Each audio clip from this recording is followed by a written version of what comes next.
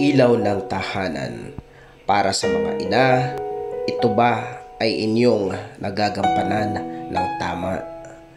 Tanglaw ka ba ng iyong mga anak sa karimlan?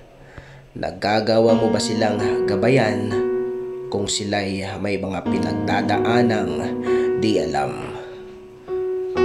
Mula ba nang sila'y magkaroon ng kanya-kanya na ring pamilya, andiyan ka pa rin ba na sa kanila'y nagsisilbing tanglaw maging sa mga manugang?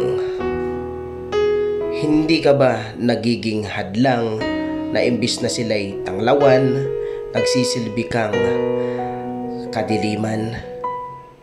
Tandaan, ang ilaw mo dapat ay di lang sa mga anak mo, kundi pati na rin sa mga asawa nito. Pag sila'y may pinagdadaanang bagyo, kasama ka sa mag-aalalay sa mga ito.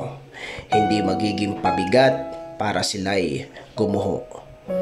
Kaya't salamat sa ilaw ng tahanang hindi nagbago, ang ningas mula mga anak hanggang mga apot, pati manugang nito.